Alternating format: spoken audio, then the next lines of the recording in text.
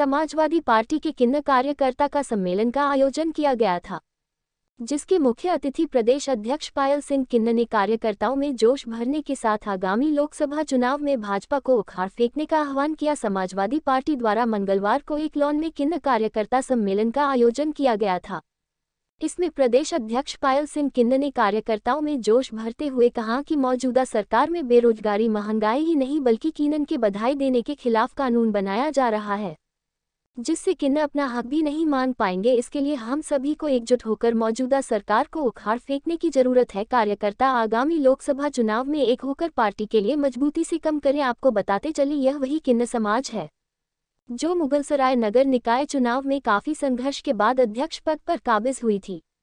इस मौके पर विशिष्ट अतिथि पूर्व सांसद समाजवादी पार्टी रामकिशन यादव ने कहा कि अगर किन्न समाज पार्टी के लिए काम कर रहा है तो कहीं न कहीं पार्टी को मजबूती मिलेगी। सकलडीहा विधायक प्रभु नारायण यादव ने कहा कि जनता मौजूद सरकार से पूरी तरह उठ चुकी है। हर कोई विपक्षी दल समाजवादी पार्टी की तरफ आस लगाए बैठा है।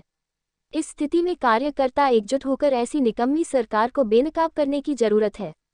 इनका कल चित खोलने की जरूरत है। ये लोग देश में नफरत फैलाने का काम कर रहे हैं, HCBI का खौफ दिखाकर डराने का काम कर रहे हैं। इस मौके पर प्रदेश उपाध्यक्ष सलमा किन्न मौजूद रहे। अपना नाम परिचय बताएं। मेरा नाम पायल सिंह है और मैं समाजवादी पार्टी में प्रदेश अध्यक्ष हूँ किन्नर सभा की। आप लोग का किस प्रकार का है? ये हमारा कार्यक्रम जो है समाजवादी एकजुट होने का कार्यक्रम है।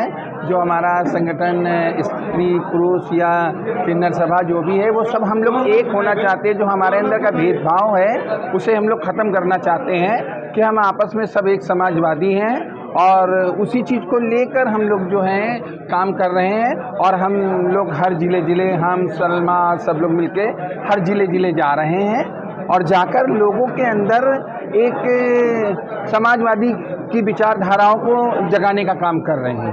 आप कह रहे थे कि 2024 में भाजपा को उखाड़ फेंकेगी, लेकिन प्रधानमंत्री श्री नरेंद्र मोदी जी लाल किले पर जब झंडा फहरा रहे थे, कह रहे थे 2024 में भी इसी तरह झंडा फहराएंगे। तो आप किस तरीके से कह रहे हैं? झंडा खुले नहीं था। देखिए, पहली बात तो वहाँ पे झंडा नहीं खुला था, ठीक है। और दूसरी बात मैं बोलना चाहती हूँ, मुँह से तो मैं भी बोल सकती हूँ कि मैं कल को बहुत बड़ी हीरोइन बन सकती हूँ, लेकिन उससे कोई फ़र्क नहीं पड़ता है। बोलने में और करने में बहुत ही फर्क होता है। और रही बात इसकी, कोई अपने भविष्य को नहीं तय कर सकता है, सबका भविष्य ऊपर वाले के हाथ है। किसके किस्मत में क्या कब लिखा है ये किसी को नहीं मालूम। कहते नहीं ऊपर वाले के वहाँ देर है अंधेर नहीं, हर पाप का एक अंत होता है। तो इसलिए कहने और करने में बहुत फर्क होता है। भारतीय समाज पार्टी के अध्यक्ष ओम प्रकाश राजभर जी कह रहे हैं कि इंडिया के खाते में एक भी खाता नहीं खुलेगा 2024 में। ये है कौन? मैं तो इनको जानती नहीं, कौन है इनका हमें नाम नहीं पता है, ना ही हमने कभी सुना है कि कोई इस नाम का भी कोई लोग हैं।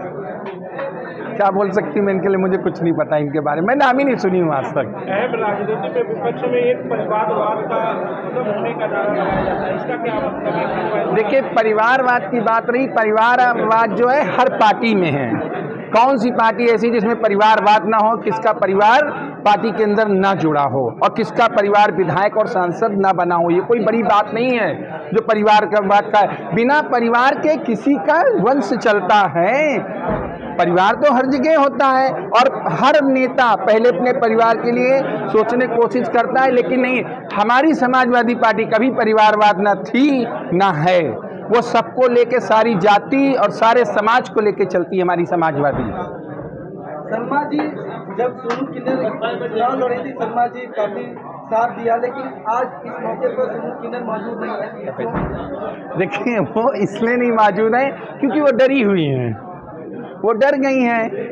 उनको डर लग रहा है कि कहीं मुझे कोई ऐसा ना हो कि मैं इन लोग के साथ रहूं और इस कार्यक्रम में जाऊं तो मेरी पदवी छिन जाए या मुझे उठा के अंदर कर दिया जाए। तो वो डरी हुई। ऐसा नेता किस काम का जो डरे, डर हमारा काम नहीं है। हम अपनी लड़ाई लड़ रहे हैं, हम क्यों डरे किसी से? हम किसी से कुछ मांग नहीं रहे। अगर हम जो पाए हैं तो वो मेरा अधिकार है, मुझे किसके साथ जाना है वो मुझे सोचना है, किसी और को नहीं सोचना आपका है। कहना है कि सोनू किन्नर जी पद के लिए चुनाव लड़े थे या विकास के लिए चुनाव? वो विकास के लिए चुनाव ही नहीं लड़ी। अगर विकास के लिए चुनाव लड़ी होती तो विकास का कार्य शुरू करती। ऐसा तो कुछ भी नहीं है, सब कुछ ऐसे ही पड़ा हुआ है। मुझे तो कहीं दिख भी नहीं रहा। मैं भी आई हूँ यहाँ से, मैं यहाँ की हालत देख रही हूँ। बताइए, हमारे प्रधानमंत्री जी का गढ़ है और इसकी हालत में देख के मैं इतना परेशान हुई हूँ, मैं क्या बताऊँ। इतने मैं गड्ढे से गुजरी हूँ, मैं ही जानती हूँ।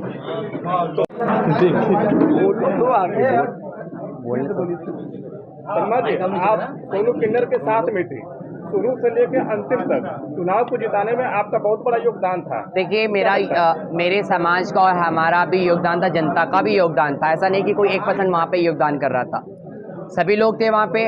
मगर ये कहना है कि जो पिछली बार से जो चेयरमैन थे उन्होंने काम ही नहीं किया, और हमारा समाज इतना ही पिछड़ा है कि वो सरकारी सीटों पर बैठा, जबकि संवैधानिक पद पर बैठा तो जान थोड़ी रहा है कि काम कैसे होना है, चीज़ें कैसे होनी है। हम लोग उनको गाइड्स कर रहे हैं कि आप काम कीजिए, जनता के बीच जाइए, उनके विकास के लिए, कार्य विकास के लिए आप सरकार से मांगे कीजिए, आप रोज क्षेत्र में जाइए। हम लोग ये चीज़ें लगातार उनसे कह रहे हैं, मगर थोड़ा थोड़ा उनके अंदर ऐसी स्थिति बनी है डाउन होने की, उसको भी हम ख़त्म करने की कोशिश करेंगे। और सोनू किन्नर जिस तरीके से ये परिणाम उन्होंने हासिल किया है मुगल सराय के अंदर, और हम यही चाहेंगे, उनसे उम्मीद है हमारी कि वो यहाँ की जनता को विकास से जोड़ेंगी, उनके लिए काम करेंगी, उनके लिए एक अच्छा, मतलब कि जितने भी उसमें हॉस्पिटल भी आते हैं, स्कूल भी आते हैं, कॉलेज भी आते हैं, उस सब को वो सुंदर बना पाएंगी, ये उम्मीद है। कि डर की वजह से सोनू किन्नर भाजपा में देखिए, शामिल हो जाए? ये भाजपा की सरकार है, भाजपा की सरकार में हर व्यक्ति डरा हुआ है, जो है वो भी डरा हुआ है। वो सोचता है कि हमारे यहाँ ईडी ना आ जाए आधी रात को, सीबीआई ना आ जाए आधी रात को, सब इसी डर से आगे नहीं आना चाहता। बीजेपी इसी डर बनाते हुए उनको अपनी पार्टी में शामिल कर लेती है। धन्यवाद आप सभी पत्रकारों। सब्सक्राइब कीजिए हमारे चैनल को और बेल आइकॉन को दबाइए हमारी लेटेस्ट वीडियो सबसे पहले देखने के लिए।